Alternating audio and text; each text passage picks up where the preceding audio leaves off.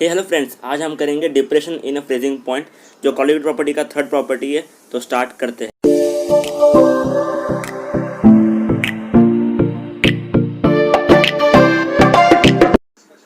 Starting करते हैं freezing point से।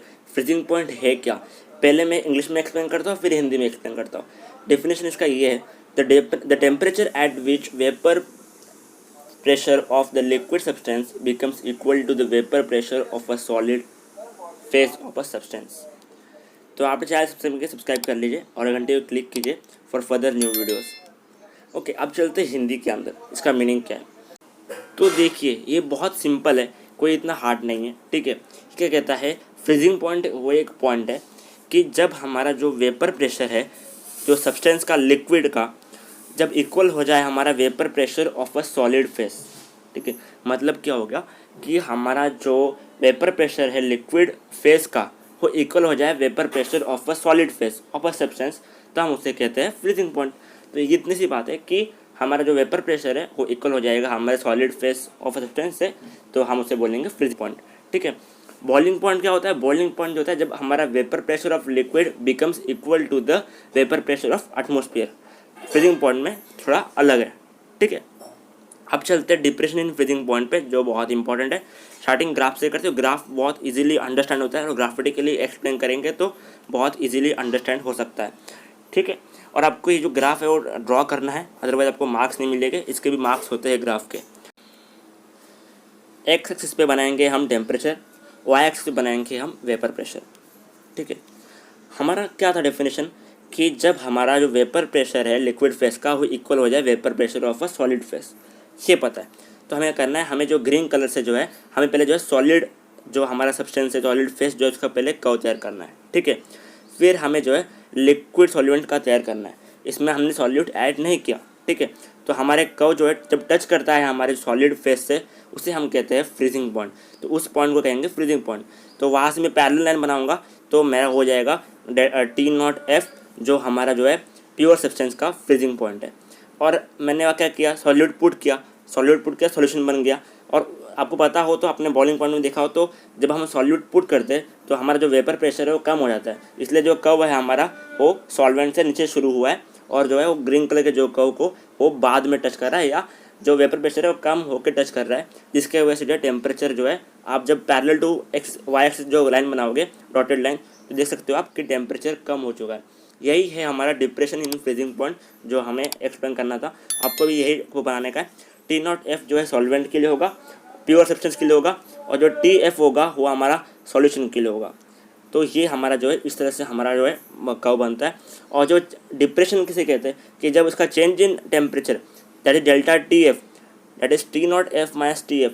T0F आप देख सकते हो कि वैल्यू बड़ी है, TF की वैल्यू कम है, इसलिए वो T0F माइनस TF करते हैं। तो ये था हमारा ग्राफ से रिप्रेजेंटेशन। तो अब चलते हैं इक्वेशन के ऊपर। अब चलते हैं हमारे इक्वेशंस के ऊपर जो आपको लिखने हैं, और इसमें सम्स आते हैं। सम्स के लिए ये बहुत इंपॉर्टेंट है। फर्स्ट हमारा क्या है, चेंज इन टेम्परेचर। तो क्या होगा, दैट इज डेल्टा TF। ठीक है, डिप्रेशन, ठीक है, डिप्रेशन क्या होगा इसका, delta TF is equal to TF nought minus TF। अभी जो हमको कंसिडर करना है, हम कभी क्या करते हैं, हाई वैल्यू को जो है लेफ्ट में रखते हैं और जो हमारे लो वैल्यूज़ को राइट में रखते हैं। सिमिलरली जो है तो T0F जो है वो वैल्यू जो होगी वो ज़्यादा होगी और TF जो होगी वो कम होगी।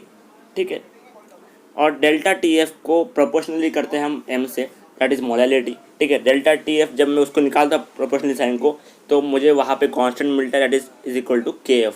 तो delta TF is equal to KF into M। अब KF को बोलते हैं हम diffraction constant, otherwise cryoscopic constant. तो आपको नाम याद रखना है, नाम पूछ सकते हैं। KB और KF का नाम क्या है ये आपको याद रखना है। KB जो है एब्लिस्कोपिक कांस्टेंट होता है और हमारा जो KF है वो क्रायोस्कोपिक कांस्टेंट है। ठीक है, ये क्लियर हो गया हमारा। ठीक है, अब चलते हैं नेक्स्ट। अभी देखिए, ये फॉर्मूलाज पे हमारे जो सम्स है और ऑटोमेटिकली हो जाएंगे। आपको ये फॉर्मूला जो है बहुत सिंपल फॉर्मूला है, आप इसे सम सॉल्व कर दोगे, 2-3 मार्क का क्वेश्चन आता है तो आप सॉल्व कर दोगे। अभी ये जो है इंपॉर्टेंट फॉर्मूलाज है जो लिटरली कहूँ मैंने नहीं पढ़े थे। ठीक है, मैंने जो है NCERT में मैं मुझसे भी याद था, बट मैंने अपने 12th में कभी इम्प्लीमेंट नहीं किया इस फॉर्मूले को। बट क्या पता एज ए MCQ पूछ ले कि भाई KF निकालो, TF दिया हो, चेंज इन एंथैल्पी दिया हो, तो आपको निकालने के लिए तो आपको निकालना पड़ेगा, ठीक है। तो फॉर्मूला इसका ये है KF is equal to R into M1 into TF² upon 1000 into delta H। यहाँ जो डेल्टा H है वो change in enthalpy of a fusion है, जो फ्यूजन के लिए चेंज इन एंथैल्पी होगी वो होगा, ठीक है। समझिए आपको चेंज इन एंथैल्पी दी है फ्यूजन की, तो आप डेल्टा H जो है आप KF निकालोगे। Change in enthalpy of vaporisation दी है तो आप KB निकालोगे, ये आपको याद रखना है, ठीक है। यहाँ हमारा R गैस कांस्टेंट है, M1 जो है मोलर मास है, और TF जो है हमारा टेम्परेचर है, ठीक है। सिमिलरली KB भी है, और जो डेल्टा H जो यहाँ पे वो वेपराइजेशन के लिए चेंज इन एंथैल्पी है। लिटरली को मैंने नहीं पढ़ा था फॉर्मूलाज, ठीक है। मैंने जो है इतना सही से लर्न नहीं किया था उसको, ठीक है। मैं दिमाग में था बट मैंने कभी इसमें 12th में रियल मैंने इम्प्लीमेंट कभी नहीं किया, ठीक है। ना मैंने कभी क्वेश्चन देखा इस पर, बट आपको इसको याद रखना है। अदरवाइज ऐसे नहीं हो क्वेश्चन आ जाए 1-2 मार्क के लिए और इस पर से पूछ ले, क्या पता ये क्वेश्चन पूछ के ये भी क्वेश्चन पूछ ले, ठीक है, 4 मार्क के 3 मार्क का बड़ा क्वेश्चन करने के लिए। तो आपको याद रखना है, ऐसा नहीं कि नहीं करना है, ठीक है। और वाटर के लिए जो है आपको KB और KF के लिए रखनी है। KB जो होता है 0.52 होता है और KF जो है 1.86 होता है। 2-3 मार्क के क्वेश्चन आते हैं। अब चलते हैं हमारे क्वेश्चंस पे। तो ये रहा हमारा क्वेश्चन। आई थिंक ये बहुत सिंपल क्वेश्चन है, इतना हार्ड क्वेश्चन है नहीं, बट हम जो इसको करेंगे ये जो है 1 या 2 मार्क का ही आएगा, ठीक है, क्योंकि ये बहुत सिंपल है। अराउंड ये 1 लाइन क्वेश्चन है, ठीक है, तो ईजिली हो जाएगा। अराउंड ये MCQ में आ जाए ऐसा क्वेश्चन है ये। फॉर्मूला क्या क्या पढ़े हमने, delta TF is equal to KFM। Delta TF को इस तरह T0F माइनस TF आपको याद रखना है। डिप्रेशन इन फ्रीजिंग पॉइंट के अंदर T0F पहले आता है, और जो हमारा जो एलिवेशन बॉइलिंग पॉइंट उसमें TB0 जो है बाद में आता है। ये आपको याद रखना है, ठीक है। सो याद रखना है, अगर बहुत सिंपल है, क्योंकि जो TB0 की वैल्यू होगी कम होगी, TF0 की वैल्यू ज़्यादा होगी। हम आपको पहले बताया कि जो हाई वैल्यू होती है वो लेफ्ट में होती है, और जो कम वैल्यू होती है वो राइट में होती है। ओके, अब चलते क्वेश्चन पे। क्या बोला है कि 1 ग्राम का सॉल्यूट दिया है, non electrolyte solid dissolve in 50 gram of benzene, lower the freezing point of this and this, ठीक है। अब देखिए 1 ग्राम तो हमें दिया है सॉल्यूट का वेट, तो W2 लिख दिया। W1 जो 50 ग्राम ऑफ बेंजीन दिया है, ठीक है।